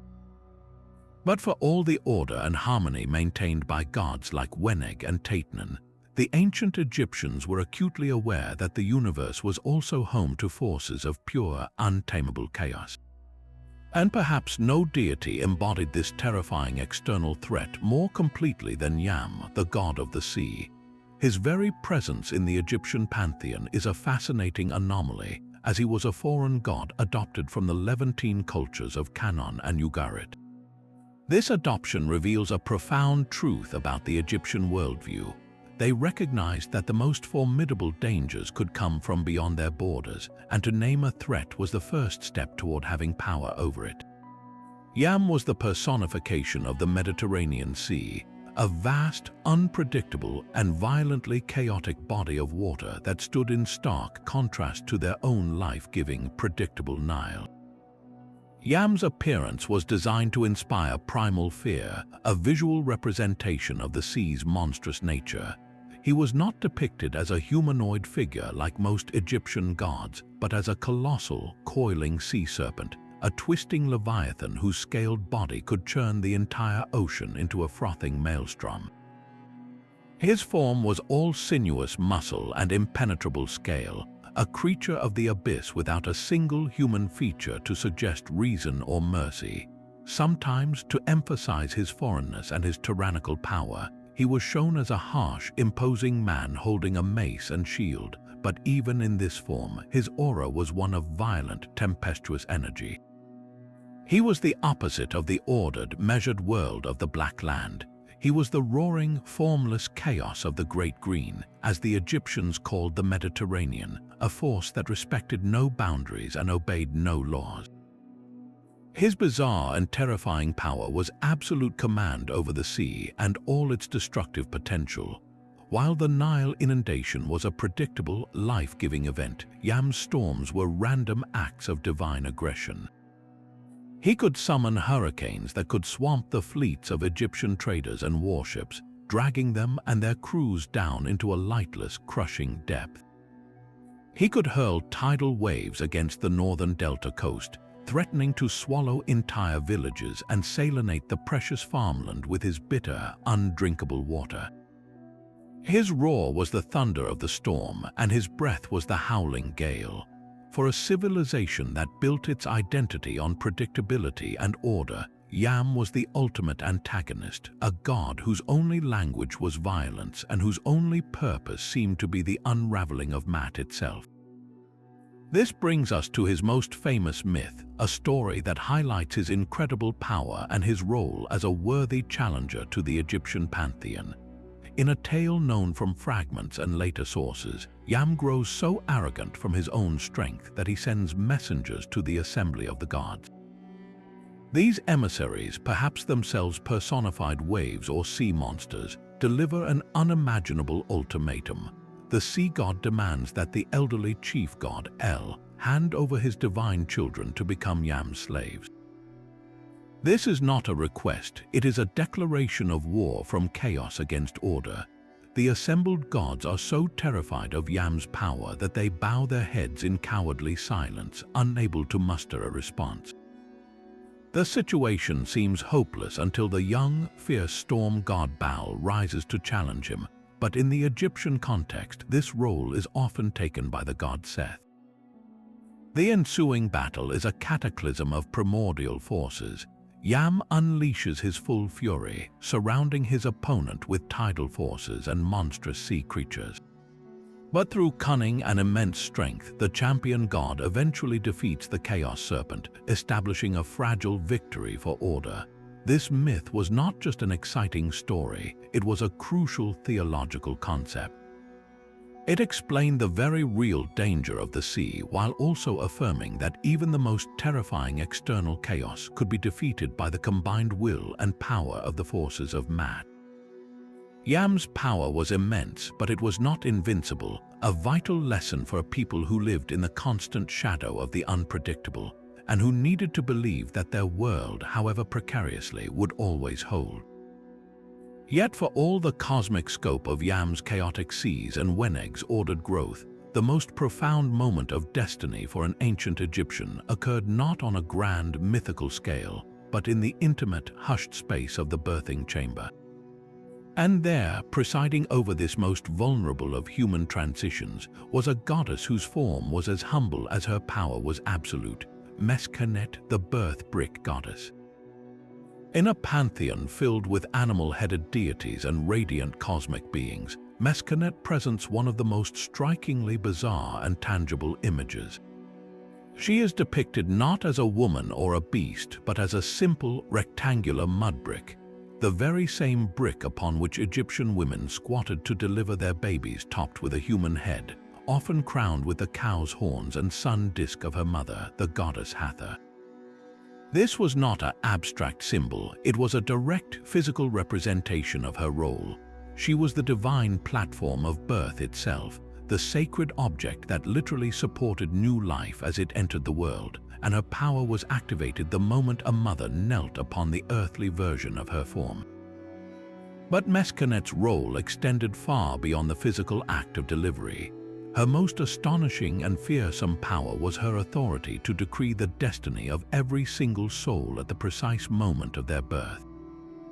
The ancient Egyptians believed that a person's fate was not a nebulous concept that unfolded over time, but a fixed, predetermined script that was announced and set into motion at the very beginning of life.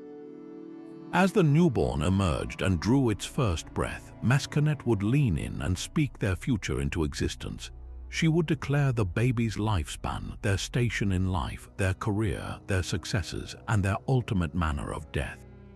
This was not a prediction, it was a divine proclamation that wove the threads of the child's entire existence into the unchangeable tapestry of fate. Her pronouncement was so binding that it was recorded in the celestial books of the god Thoth, making it an official, unalterable part of the cosmic record. This inextricably linked her to another goddess we've already met, Ra and Anubis, who whispered the child's secret name and essence. While their roles are complementary and sometimes overlapping, they represent two distinct magical acts. Think of it this way: Ra and Anubis provides the raw material of the soul, the unique identity and inner potential of the individual. Meskhenet then takes that potential and lays out the specific external path it will take through the world. One goddess defines who you are, the other defines what you will do and experience. Together, they form a complete package of destiny, ensuring that every life enters the world with both a purpose and a plan. This belief highlights the Egyptian view of life as a preordained journey, a story written by the gods at its inception, with the individual living out a narrative that was already complete in the divine mind. Meskhenet's profound influence did not end at the birth stool. Her power was just as crucial at the end of life, during the final judgment in the Hall of Osiris. When the heart of the deceased was weighed against the feather of Maat, Meskhenet was one of the divine witnesses present at this pivotal trial. Her role here was the ultimate affirmation of her initial decree. She was there to testify, to confirm that the life now being judged had indeed unfolded according to the destiny she had proclaimed at its birth. Her presence created a perfect poetic circle. The goddess who announced the beginning was also there to certify the end, providing the divine documentation that the soul had fulfilled its pre-written contract with the universe. If the heart was found to be in balance, it meant the person had lived in accordance with the destiny Meskhenet had set for them, upholding Maat. Her power, therefore, was the bookends of existence, the divine force that both authored the first sentence and signed the final chapter of every human life, making her one of the most intimately involved and inescapable deities in the entire Egyptian cosmos. After sailing the cosmic chaos of Yam and witnessing the divine decree of Meskhenet, we arrive at the final and perhaps most unsettling member of our hidden pantheon. He is a god who represents not an external force of nature, but an internal one, a deity born from the darkest corners of the human mind. This is Ba-Pef, a name that translates ominously to that soul or that being, the obscure and terrifying god of evil, dread, and psychological anguish. While other gods might punish with physical force or natural disaster, Ba-Pef's bizarre and intimate power was to weaponize the mind itself, specializing in a very specific form of torment aimed at the most powerful person in the land, the pharaoh himself. Unlike the grand temple-dwelling gods, Ba-Pef had no cult center, no priesthood, and no statues for public adoration. His presence was felt, not seen. He was a shadowy spirit, a malevolent entity believed to reside within the royal palace, an unseen resident haunting its corridors and chambers.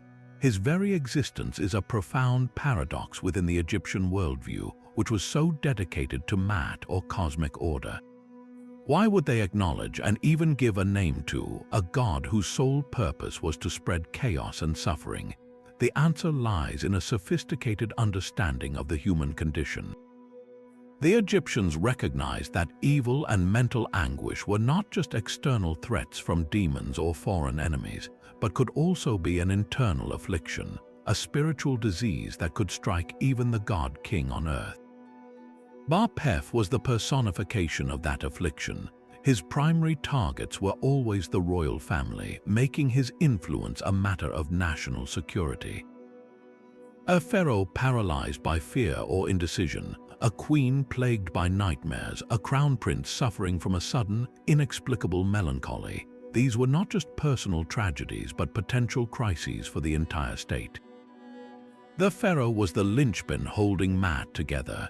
If his mind was corrupted, the entire cosmos could teeter toward chaos. Ba-Pef's power was to exploit this vulnerability. He would not attack with swords or plagues, but with insidious psychological weapons. He was the master of anxiety, the architect of doubt, and the manufacturer of nightmares. He could whisper treacherous thoughts into the ear of a sleeping king, convincing him his most loyal advisors were conspirators. He could conjure vivid, horrifying visions designed to shatter one's nerve and resolve.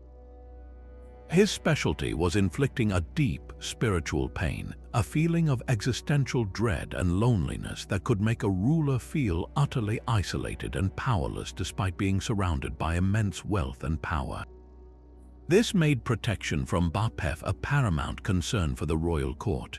While they could not worship him, they could try to appease him or ward off his influence. Evidence suggests that small, hidden shrines or offerings might have been made within the palace's private quarters to pacify his angry spirit, a desperate attempt to buy peace from his torment. His name appears in a few cryptic spells, not to invoke his power, but to beg other, kinder gods for protection from it. This practice reveals a nuanced spiritual strategy. By naming and defining this force of evil, the Egyptians believed they could begin to control it. You couldn't fight a foe you didn't understand. Giving him the name Ba-Pef was the first step in a magical battle for the sanity of their leader. In many ways, Ba-Pef is the most modern and relatable of all these strange gods. He is the ancient recognition of mental health struggles, of anxiety disorders, and of the sheer, terrifying weight of responsibility. He is the embodiment of the imposter syndrome a young pharaoh might feel, the paralyzing fear of failure that could keep a general awake at night before a battle, or the deep depression that can strike anyone regardless of their station. The Egyptians didn't dismiss these feelings as weakness. They saw them as the work of a real, though malevolent, divine force. This acknowledgement, bleak as it seems, was also a form of compassion.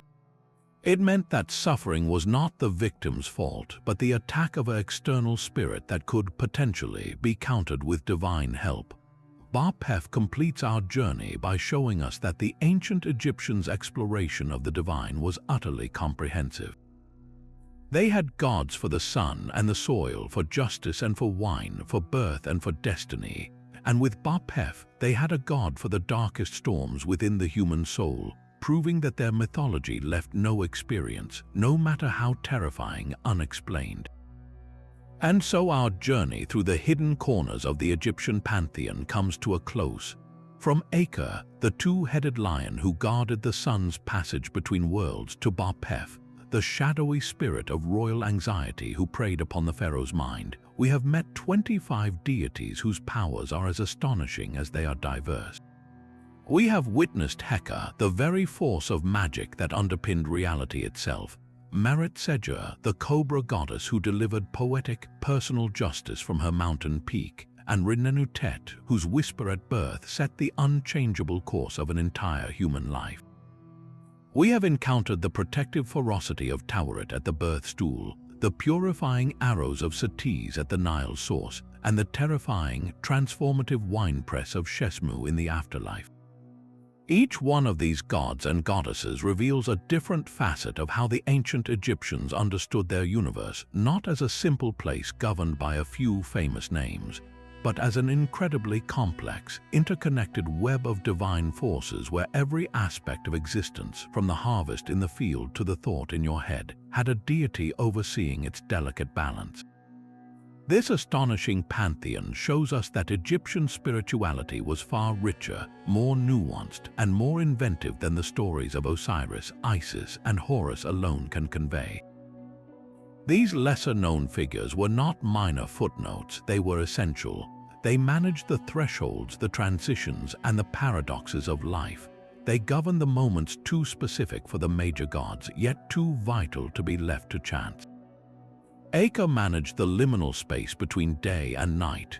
Meskhenet presided over the threshold between non-existence and life. Wepwat opened the perilous paths through the underworld. Through them, the Egyptians found divine meaning in every crack and crevice of their world, asserting that no part of life, no matter how small or strange, was beyond the reach of the sacred. Their mythology was a grand, ongoing conversation with the universe, a way of seeking order in chaos, meaning in mystery, and comfort in the face of the unknown by giving it a name and a story.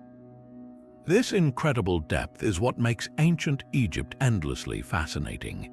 It was a civilization that could conceive of a goddess like Serket, who mastered the very venom she commanded, and a god like Neper, who was the living embodiment of grain itself, embodying both its life-giving sacrifice and its promise of rebirth. They saw the divine in the protective gaze of a mother hippo and in the first patch of earth rising from the cosmic waters. Their gods were not distant, perfect beings. They were complex, paradoxical, and deeply integrated into the human experience, reflecting the full spectrum of joy, fear, creativity, and wonder that defines us. Now we turn it over to you. With 25 such incredible figures to choose from, which of these lesser-known gods captured your imagination the most? Was it the intimate justice of Meretseger, the fate-weaving power of Renenutet, or the chaotic fury of the sea god Yam? Perhaps the protective embrace of Taweret or the psychological terror of Bapef resonated with you. Let us know in the comments below which deity you found most fascinating and why. We love reading your thoughts and insights. If you enjoyed this deep dive into Egypt's hidden pantheon, make sure to subscribe and hit the bell icon so you don't miss our next exploration into the world's ancient mysteries. Thank you for watching, and as always, keep wondering.